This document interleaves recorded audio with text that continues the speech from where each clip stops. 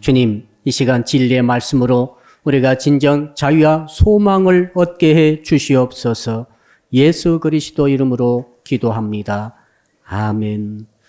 오늘 주시는 말씀을 찾아서 교독으로 봉독하도록 하겠습니다. 신약 성경 디모데전서 6장 17절부터 마지막 21절의 말씀입니다. 신약 성경 342쪽을 펴주시기 바랍니다. 디모데전서 6장 17절로 21절을 읽을 때에 제가 먼저 17절의 말씀을 읽겠습니다. 네가 이 세대에서 부한 자들을 명하여 마음을 높이지 말고 정함이 없는 재물에 소망을 두지 말고 오직 우리에게 모든 것을 후히 주사 누리게 하시는 하나님께 두며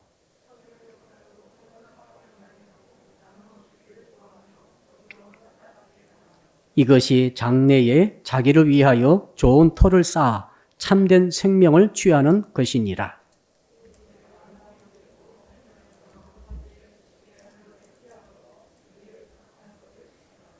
같이 읽겠습니다. 이것을 따르는 사람들이 있어 믿음에서 벗어났느니라. 은혜가 너희와 함께 있을지어다. 아멘. 오늘 말씀의 제목 같이 한번 따라 하겠습니다. 장래에 좋은 터를 쌓는 신앙을 가집시다. 옆에 분에게 이렇게 한번 인사를 나누겠습니다. 당신은 터를 잘 닦고 있습니까? 터를 잘 쌓는 것보다 더 중요한 것은 없는 줄로 압니다. 왜 그런가 하면은 인생의 모든 집을 짓는 것은 터를 중심으로 터 위에 세워지기 때문에 그렇습니다. 터가 잘못되면은 집이 세워지지 않습니다. 성도 여러분들이 인생의 집을 정말 잘 지으시기 원하신다고 한다면은 집을 잘 지으려 하기 전에 터를 먼저 좋은 터로 닦고 좋은 터를 쌓기를 축복합니다. 지금 남양주시에 핫 이슈가 있습니다. 전철 6호선이 지금 금곡, 평내 호평, 또 우리 마성역까지 오기로 돼 있었다가 그게 갑자기 변경이 됐습니다.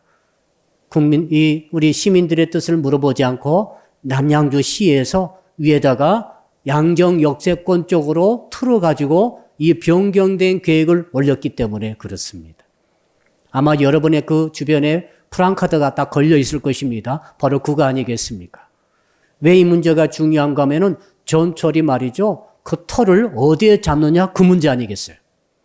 만약에 터가 잘못 잡히게 된다면 우리 시민들은 엄청난 큰 손해를 보고 말 것입니다. 그러나 이 터를 올바르게 세우고 올바르게 터를 쌓는다고 한다면 그 엄청난 이익을 또한 얻게 되겠죠. 우리 하나님께서 우리에게 오늘 주신 말씀이 그것입니다. 터를 쌓되 좋은 터를 쌓는 방법을 내가 알려주겠다고 말씀을 하고 계세요. 자, 터는 왜 중요한가 하면은 터를 한번 잡으면 옮길 수가 없습니다. 자, 우리 한국 민족은 한반도에 터를 잡았어요. 언제요? 5천년 전에. 5천년 동안 지금 한반도에서 살고 있습니다. 터를 벗어날 수가 없어요. 옆에 중국이 있고 밑에 일본이 있고 러시아가 있고 또 미국이 또 바닷건에 있습니다만은 이 환경에서 우리가 좀 벗어나고 싶어도 벗어날 수가 없습니다. 왜? 우리 민족이 택한 터가 바로 한반도이기 때문에 그래요.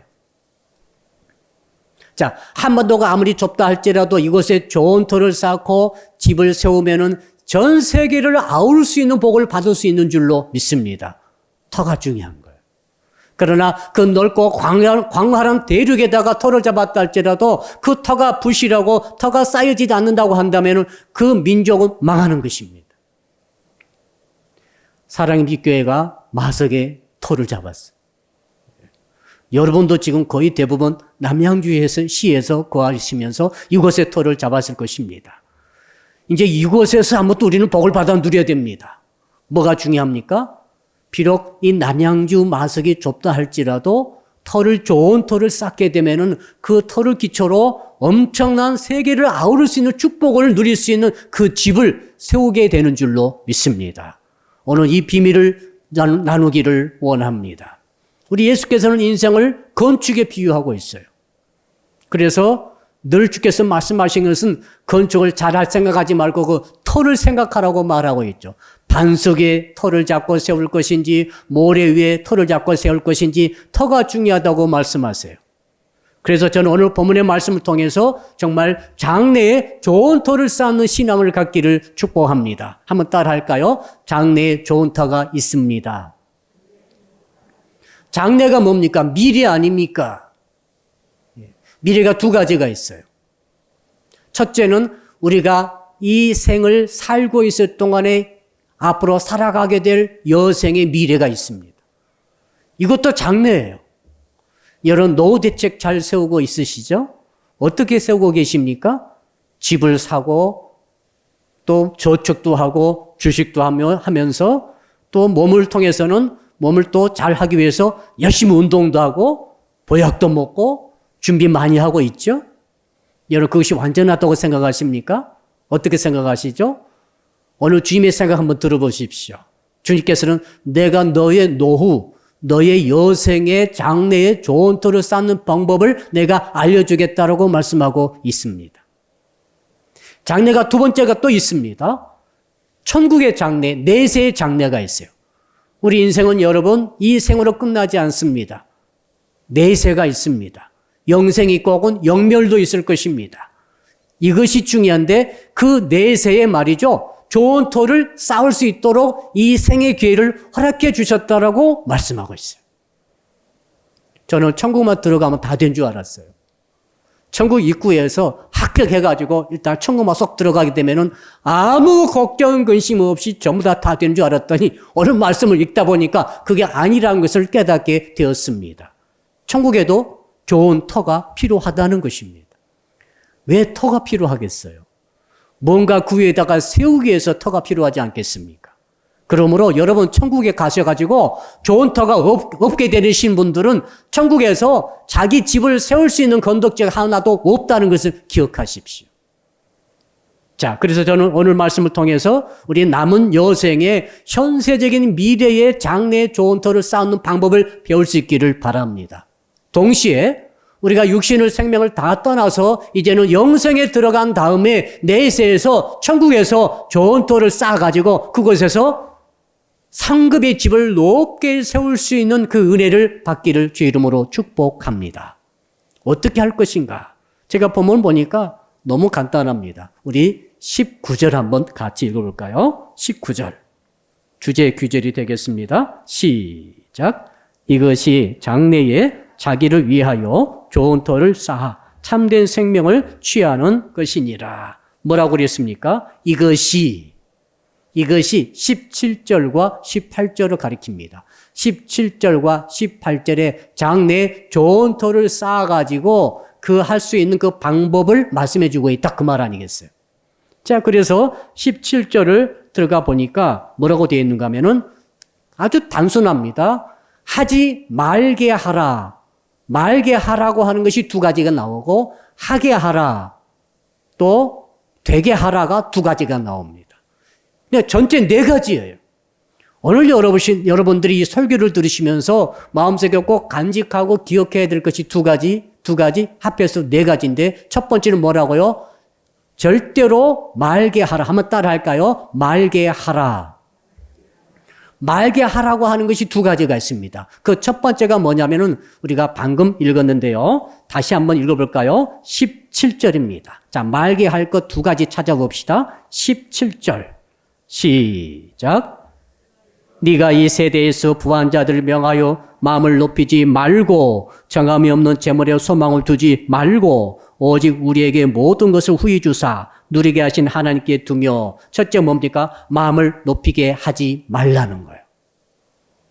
여러분, 마음은 우리 안에 있습니다만은 너무너무 중요합니다. 왜 그런가 하면 우리의 마음에서부터 행복과 불행이 결정됩니다. 그리고 승리와 패배가 결정됩니다. 그리고 천국과 지옥도 결정됩니다. 놀랍지 않습니까? 마음에서 결정되는 거예요. 마음은 그러므로 행복과 불행을 만들어내는 공장과 같아요. 어떤 사람은 행복을 마음에서 막 만들어냅니다. 신나죠? 그럼 어떤 사람은 그 똑같은 마음인데 불행을 계속 만들어내요. 외부가 아니에요. 마음에서 만드는 것입니다. 어떤 사람은 마음속에서 구원을 만들어냅니다. 여러분, 우리가 어떻게 구원 얻었습니까? 마음 안에서 예수를 구주로 믿을 때에 구원을 얻게 되는 줄 믿습니다. 똑같은 마음인데 어떤 사람은 마음 안에서 예수를 구주로 믿지 않습니다. 거부합니다. 그러므로써 그는 구원받지 못합니다. 자, 싸우기 전에 경연대회를 우리가 가끔 보게 되는데 경연하게 되면은 1대1 데스 매치가 있죠. 그때 보면은 싸우기도 전에 노래 부르기도 전에 알 것 같아요. 마음에서 이미 결정됐어요. 여러분이 어떤 일을 하기 전에 마음속에서 못할 것 같다 하지 마세요. 안 됩니다. 그러면은 지는 거예요. 패배합니다. 내 자식이 잘할까? 힘들 것 같아. 안 됩니다. 마음에서 결정되는 거예요. 승리를 마음속에서 품고 승리를 믿고 승리를 마음속에서 소망을 두고 가게 되면은 승리할 확률이 훨씬 높은 거예요. 자, 그래서 어느 주께서 뭐라고 하시는가 하면은 그것이 문제가 아니라 지금 너의 남은 여생에 그 행복할 것인가 불행할 것인가 너의 마음속에서 결정된다는 거예요. 그리고 마음의 운용을 잘해야 됩니다.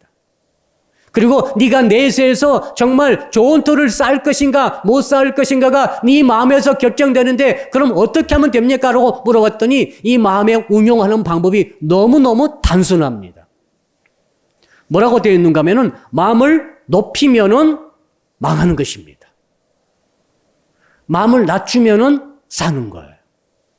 마음을 낮추는 자는 좋은 터를 쌓게 되어서 남은 여생의 주 안에서 생명을 누리되 풍성히 누리게 될 것이고 천국 가서 생명을 누리는 우리 주 예수 그리스도와 더불어 살아가게 되는 줄로 압니다. 그러나 마음을 높여버린 자는 말이죠.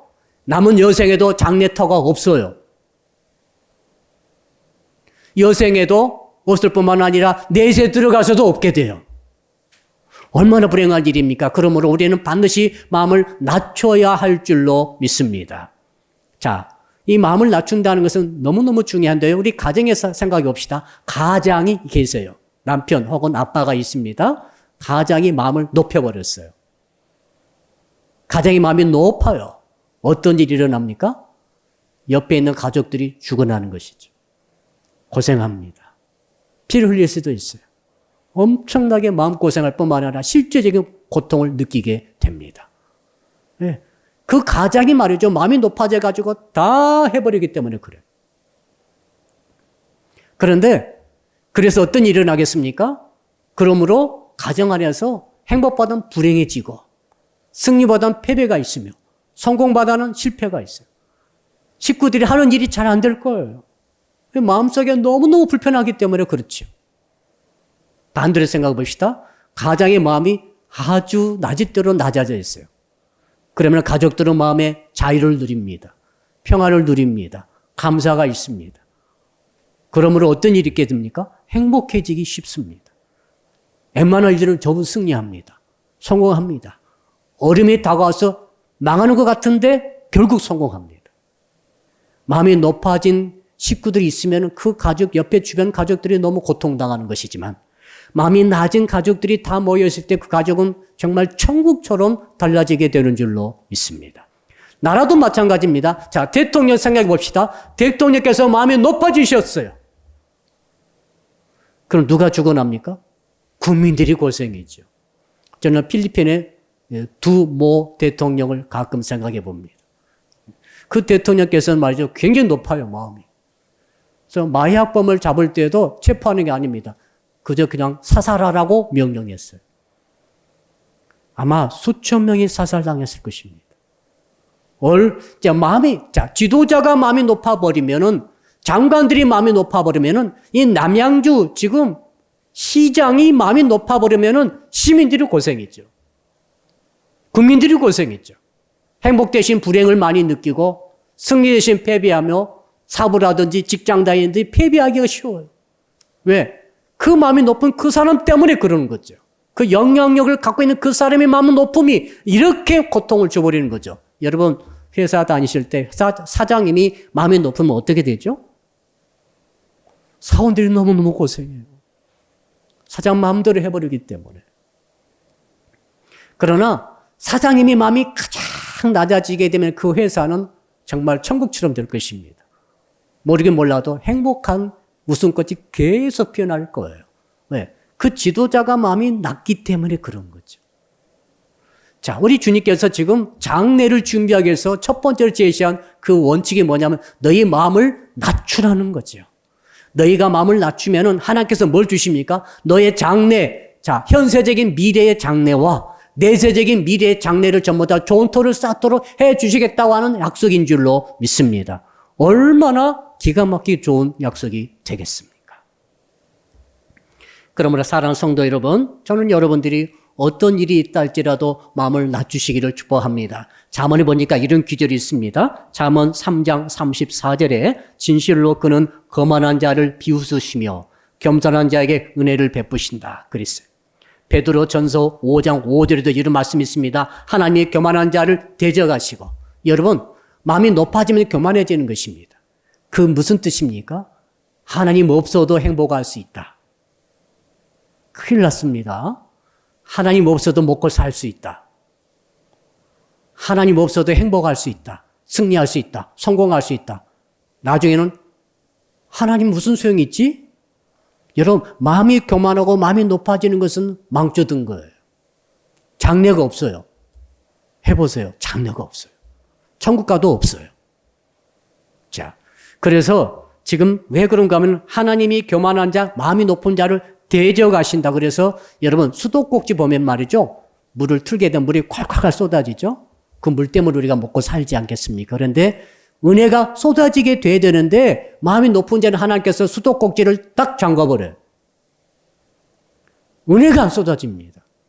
여러분의 가정에, 여러분의 인생사에 은혜가 없으면은 정말 사막처럼 메말라져 가지고 그 말라 죽는 거예요. 그러나 은혜가 쏟아진 말이 어떤 일이 있죠? 우리가 설교를 지난번 들었었죠? 가정 은혜가 쏟아지면 가정이 행복해지죠. 교회에 은혜가 쏟아지면 교회 올 때마다 치유가 일어나고 회복이 일어나고 구원이 일어나죠. 아멘. 이러면 사업장에 은혜가 쏟아지면 망할 것 같은데 흥합니다. 안 될 것 같은데 됩니다. 자, 우리 청년들에게 은혜가 쏟아지기를 축복합니다. 만날 사람을 만나는 거예요. 기대하세요. 행복한 사람, 그 사람을 만나게 되죠. 못 만날 것 같은데 만나요. 은혜가 오기 때문에. 조건이 있습니다. 마음이 낮아야 돼요. 그래야 주께서 은혜를 베푸신다라고 말씀하고 계시지 않습니까? 마음이 높아져 버리면 은혜 물이 딱 잠겨져 버립니다. 될 것 같은데 안 돼요. 아, 저 친구 결혼 잘할 것 같은데 결혼 못 해요. 사업 잘 될 것 같은데 안 돼요. 마음이 높아가지고 하나님께서 은혜 물을 잠궈버렸기 때문에 그렇습니다. 결과 어떻습니까? 장래에도 좋은 터가 사라져버리는 것입니다. 저는 이런 분이 한 분도 안 계시기를 주 이름으로 축복합니다. 두 번째, 하지 말라. 말게 하라. 두 번째는 뭡니까? 한번 따라 할까요? 재물에 소망을 두지 말라. 자, 왜 그런가? 이유가 나와 있습니다. 정함이 없는 재물. 정함이라고 하는 것은 이건 안정성을 말합니다. 확정성, 안정성, 견고함. 다른 성경 보니까 곧 없어질 재물에 희망을 두지 말고 덧없는 재물에 소망을 두지 말고 영어 성경 보니까 uncertainty. 무슨 뜻인가 하면 불확실성. 여러분, 성경은 재물을 불확실하라고 보고 있습니다. 집은, 부동산은 안전합니까? 주식은 어떻습니까? 말할 것도 없죠. 주가가 막 널뛰게 하고 있습니다. 여러분, 통장 넣어놨더니 이자가 거의 없어요. 자, 우리가 갖고 있는 모든 재물은 말이죠. 불확실성이 있다라고 주님께서 말씀하시면서 뭐라고 말씀하셨는가 하면은 잠언 23장 5절 보니까 네가 어찌 허무한 것에 주목하겠느냐? 정령이 재물은 스스로 날개를 내어 하늘을 나는 독수리처럼 날아가리라. 독수리가 여기 앉았을 때는 제가 독수리 직접 보았거든요. 크잖아요. 존재감이 있어요. 용맹스럽게 생겼어요. 그런데 이게 푸드도 날아가 버리면은 아무것도 남지 않아요. 그러듯이 재물이라고 하는 것은 이렇게 험한 것이라고 주께서 말씀하셨으므로 재물에 소망을 두지 말라는 것입니다. 여러분, 제가 생각해 봤더니 제물은 말이죠. 마치 파도가 일렁이는 것과 같게 느껴졌어요. 파도가 어떻습니까? 올라갔다, 내려갔다 하죠. 크게 일었다가 쫙 빠졌다가 그러죠. 밀물이 왔다가 썸으로 빠져나가죠. 그런데 어떤 사람이 그 밀물과 썸물이 왔다 갔다 하는데 거기에다가 어떻게 집을 지으려고 하겠습니까? 재물에 소망 두는 자는 그와 같습니다. 그 불확실성 속에 왔다 갔다 하고는 재물에다가 소망을 두는 사람은 거기에다가 지금 자기 인생의 집을 짓고 있는 거죠. 어떻게 되겠습니까? 인생이 불안하죠. 불안은 불행한 것입니다. 평안은 안정된 것이죠. 자, 너의 장래에 소망이 있게 하고 너의 장래가 정말 좋은 터가 쌓이려게 되면 어떻게 됩니까? 정말로 재물에 소망 두지 말라는 것이죠. 근데 이 세상 사람은 거꾸로 하는 것 같아요. 재물에 모든 것을 걸고 있기 때문에 불안한 거죠. 그렇게 가면 안 되고 그렇게 하지 마세요. 그렇게 하지 마시고 소망을 어디에 둬야 되는가 하면 한번 따라 합시다. 소망을 하나님께 둡시다. 자, 이유가 나와 있습니다. 왜 하나님께 소망 두라고 그러시는가? 오늘 18절, 17절 쭉 보니까 이렇게 이유가 달아져 있습니다. 오직 우리에게 모든 것을 후히 주사 누리게 하시는 하나님께 소망을 두라는 거죠. 모든 것을 후히 주시는 분이십니다.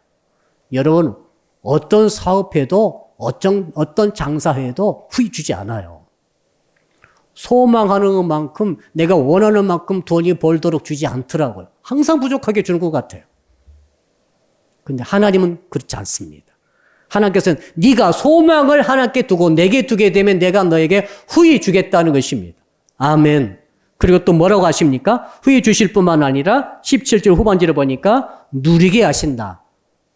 한번 따라 할까요? 하나님은 우리로 하여금 엔조이하게 하십니다. 인조이란 단어를 쓰고 있더라고요. 영어 성경 보니까 누리게 하신다. 저는 예수 처음 믿을 때는 엔조이 할 줄 몰랐던 것 같아요. 근데 알고 보니까 하나님의 뜻은 우리가 분복을 누리도록 축복해 주시고 계신 줄 믿습니다. 결혼하시면 결혼의 분복을 누리시기 바랍니다.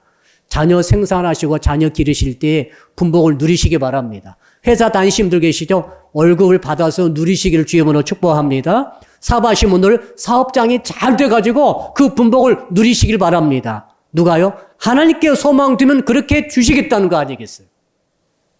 그러나 재물에 소망 두면 그렇게 안 된다는 거예요.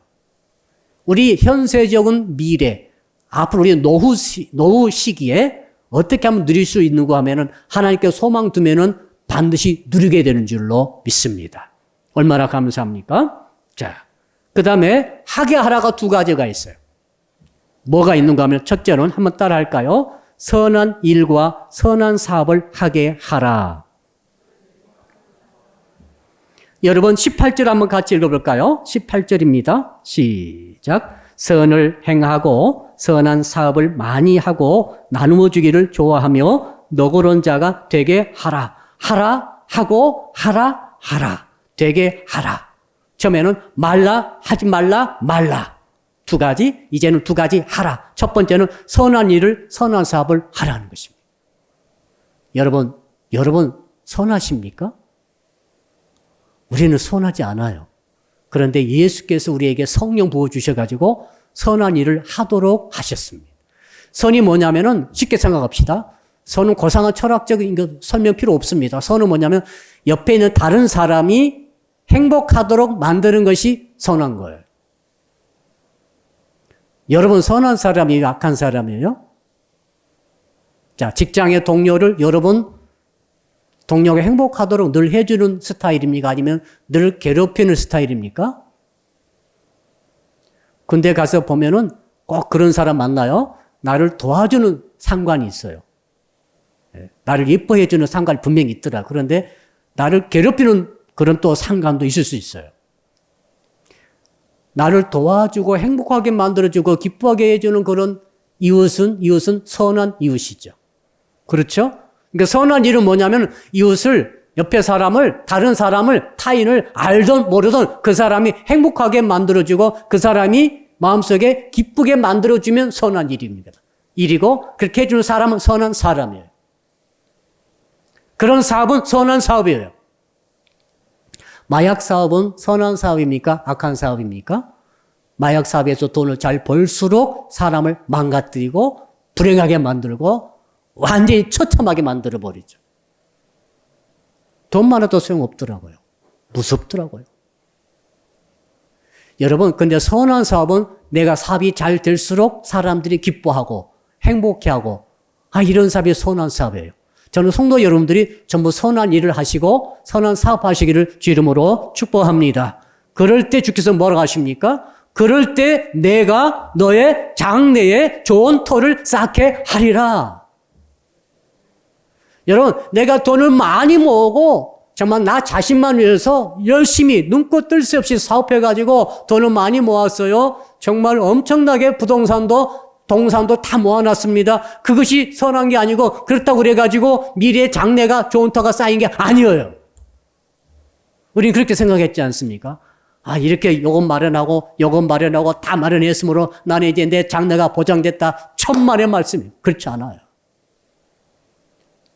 어릴 적부터 계속해서 선한 일을 많이 한 사람이 장래가 좋은 터가 쌓이는 것입니다. 우리가 일생 동안 사는 동안에 계속 선한 사업을 해온 사람이 장래가 쌓이는 거예요. 제가 예수 처음 믿을 때는 정말 선하다는 것에 대해서 관심을 갖지 못했습니다. 왜 그랬는가 하면은 이유가 있었어요. 예수 막 믿고 보니까 기독교는 불교하고 다르다는 거예요. 불교는 적선, 선을 쌓는다 생각하잖아요.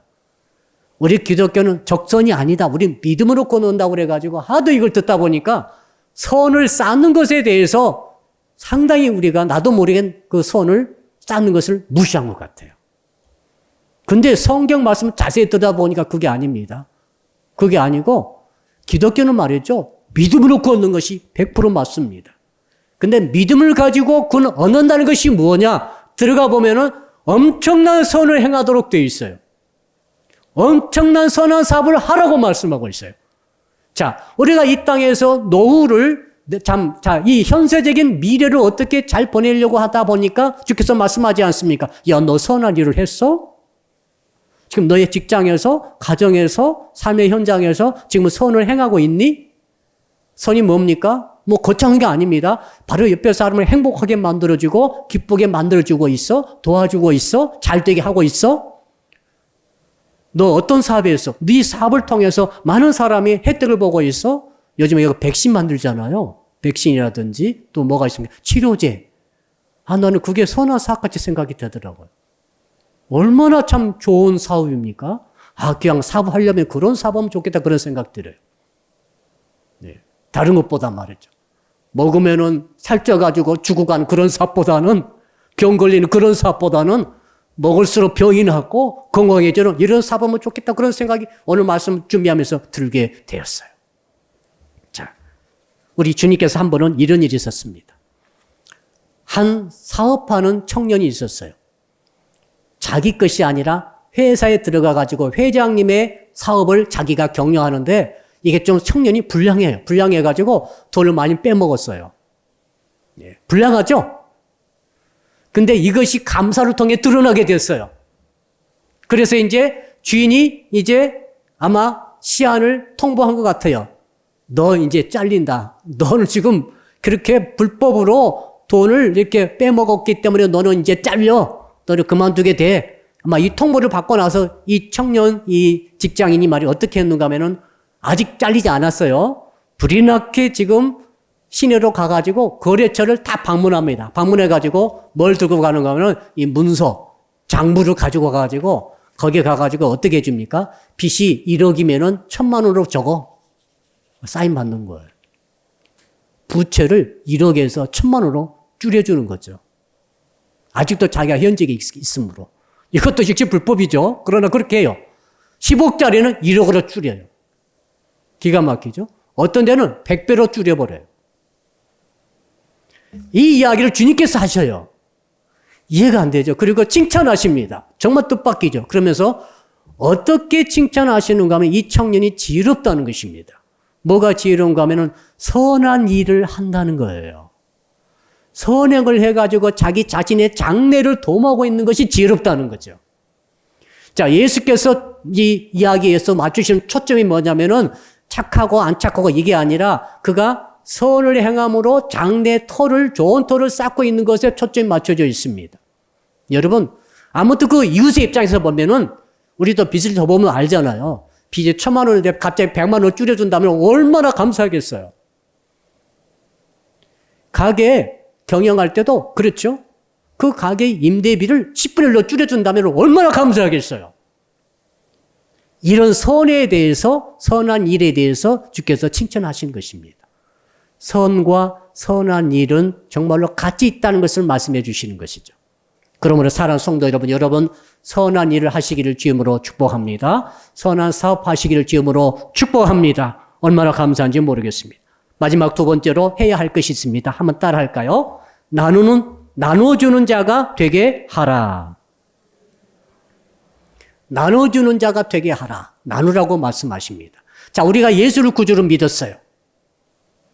이 사건은 엄청난 사건입니다. 예수님의 보혈이 우리 속에 들어오는 거예요. 영적으로. 피가 들어온다는 것은 피가 갈아지는 거죠. 무슨 뜻입니까? 우리 피가 말이죠. 예수의 피로 새로워진다는 것이죠. 예수의 피는 어떤 피죠? 이 피는 나누는 피예요. 예수께서 당신의 생명을 우리 이 땅에 오셔서 우리 죄인들 인간들 위해서 완전히 주셨죠. 나눠주셨습니다. 당신은 돌아가시고 죽으셨습니다. 그러나 이 나눔을 통해서 우리는 생명을 얻게 됐습니다. 이 영적인 DNA가 우리 속에 흐르고 있어요. 여러분 말이죠. 여러분 속에는 놀라운 일이 일어나고 있는 거죠. 영적으로 볼 때 이미 여러분의 피는 말이죠. 이기적인 유전자가 아니에요. 이타적인 유전자가 흐르고 있다고 볼 수 있습니다. 예. 자, 따라할까요? 내 속에는 이타적인 유전자가 흐르고 있습니다. 그래서 여러분 나눠야 됩니다. 나눌 수 있습니다. 나누려고 마음만 먹으면 나눌 수 있는 거예요. 이 나눔을 통해 뭐가 일어납니까? 내 인생의 장래의 터가, 좋은 터가 쌓이게 되는 것이죠. 내세의 장래, 천국의 장래의 좋은 터가 쌓이게 되는 것이죠.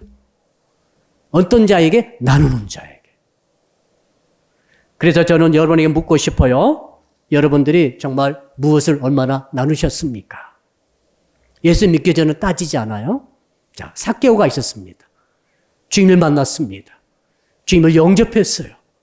주님의 그 이타적인 유전자가 아마 그때 들어온 것 같아요.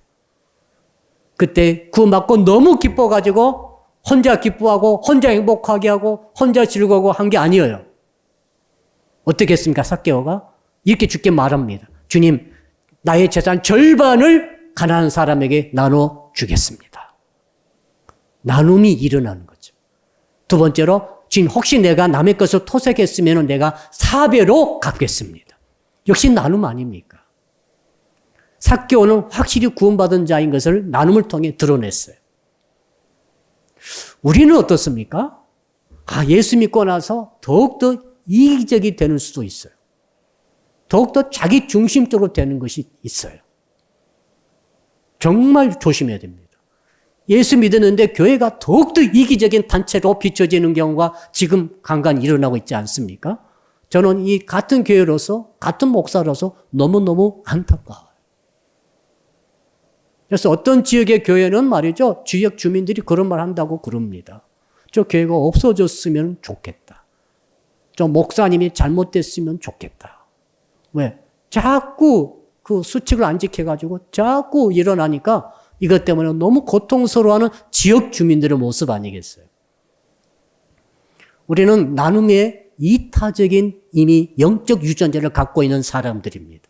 그래서 열심을 다해서 나누고 이것도 베풀 때에 뭐가 일어납니까? 나를 위한 장래터가 마련되는 거예요. 다른 게 아닙니다. 우리 기독교가 살아남으려면 나눠야 돼요. 예. 지금 정말 대면 예배를 잠깐 못 드린다고 그래가지고 이것 때문에 종교 타락으로 가면 안 됩니다. 종교 타락 아닙니다. 이건 우리 국민들을 살리고자 하는 거 아니겠어요? 이 나눔의 정신이, 자, 우리가 정말 희생적으로 나눈다 합시다. 그럼 국민들이 다 알아요. 더욱더 교회에 나오지 않겠습니까? 이 끝난 다음에. 근데 지금 우리만 모여서 예배 드리겠다고 이 난리를 펴버리면은 정말로 국민들이 정이 뚝 떨어지지 않겠어요?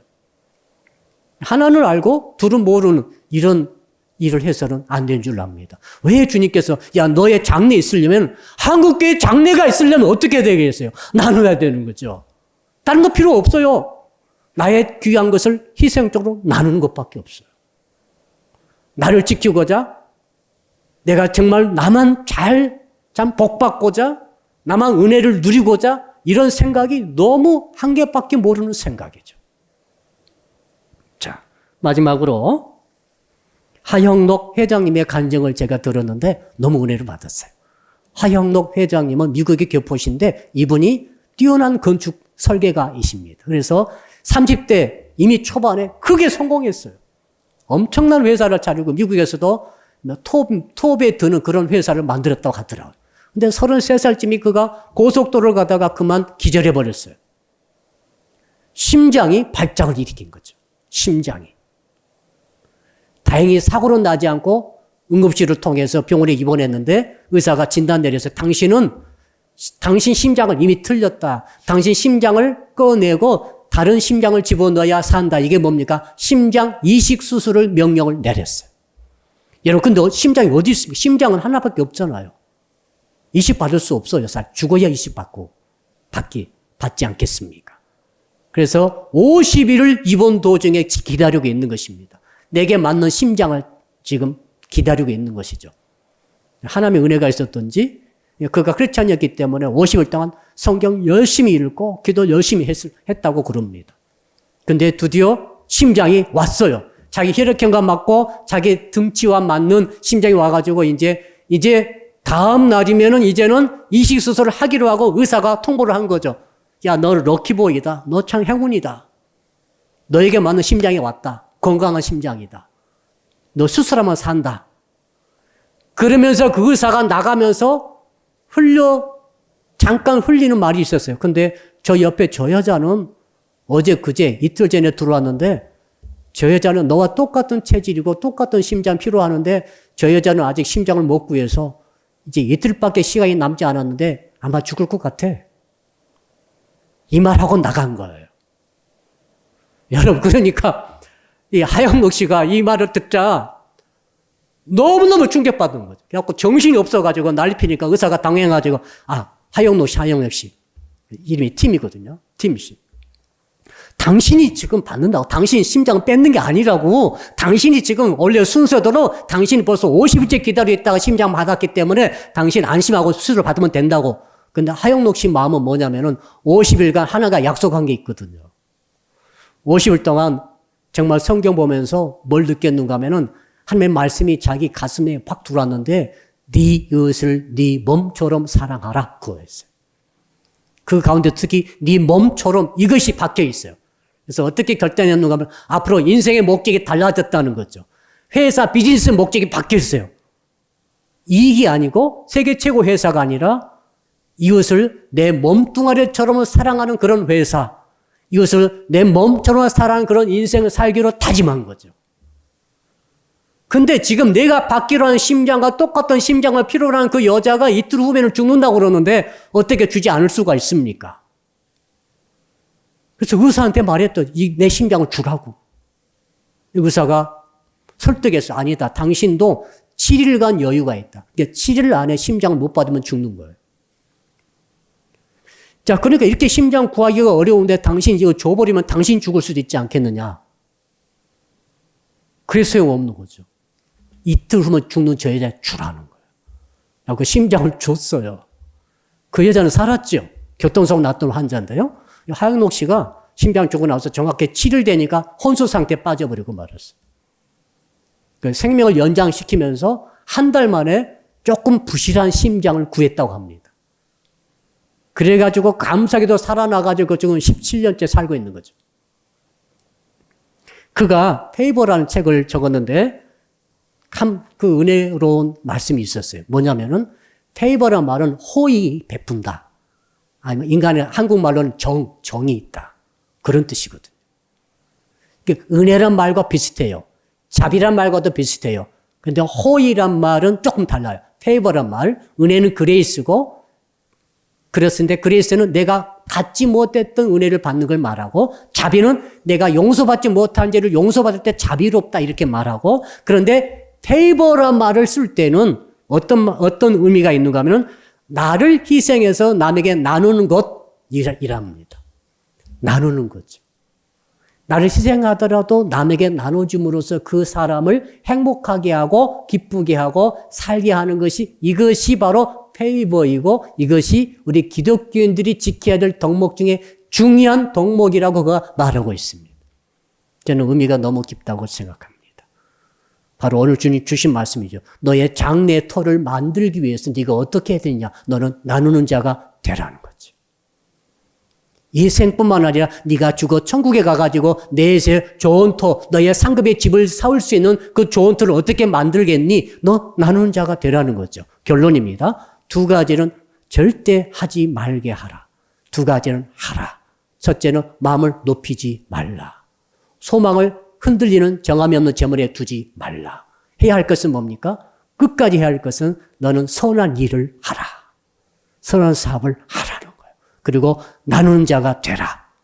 이 은혜가 있어서 미래와 현세적이고 또 내세적인 이 정말 좋은 장래 터를 만드시기를 주 이름으로 축복합니다. 기도하겠습니다. 오늘 주신 말씀 붙들고 우리 한번 2분만 통성으로 기도하겠습니다. 주여 아버지 하나님 감사합니다. 장래의 좋은 터를 닦는 쌓는 신앙에 대해서 말씀해 주시니 감사합니다. 아버지 하나님, 오늘 주께서 주신 말씀대로 우리 마음을 절대로 높이지 않게 하여 주시옵소서. 마음을 낮추는 자가 되어서 주께서 은혜를 마음껏 베풀어주는 닦는 인생이 되게 하여 주시옵소서. 아버지 하나님, 더 나아가서 어떤 일에 딸때라도 재물에 소망을 두지 않게 하여 주시옵소서. 재물이 요동치고 오르락 내리락 하고 있나이다. 오직 요동치 않고 영원히 완전하신 우리 하나님께만 소망을 둔 자가 되므로 장래에 좋은 터를 쌓는 저희들이 되게 하여 주시옵소서. 또 하게 하라고 하시면서 선한 일을 하라, 선한 사업을 하라고 말씀해 싸우니 이웃을 살리며 이웃에 기쁨을 주고 이웃을 행복하게 만드는 선한 사업에 매진하는 저희들이 되므로 장래 터를 좋게 쌓는 자가 되게 하여 주시옵소서. 무엇보다도 나를 희생해서라도 나눈 자가 되라고 말씀하셨사오니 이 나눔을 통하여서 정말 장래와 또 터를 아름답게 좋게 쌓는 우리 성도들이 다 되게 하여 주시옵소서. 감사드리며 예수 그리스도 이름으로 기도드려옵나이다. 아멘. 이제는 하나밖에 없는 당신의 생명을 우리를 위해 나누어 주신 우리 주 예수 그리스도의 은혜와 한 분밖에 안 계신 독생자를 우리에게 허락해 주신 하나님 아버지의 크신 사랑하심과 지금도 우리 가운데 계셔서 끊임없이 마음을 높이지 말고 재물에 소망을 두지 말고 하나님께 두며 선한 사업을 하며 나누기를 힘쓰라고 말씀해 주시는 성령님의 교통하심이 오늘 예배 드리시는 모든 성도들 머리 위에, 그리고 사랑빛교회 전체 위에와 해외에 있으며 군에 있으며 병상에 있으며 출타 중에 있는 형제자매 위에까지, 그리고 이 나라와 민족과 세계 위에 이제로부터 영원토록 함께 하옵시기를 간절히 축원하옵나이다. 아멘.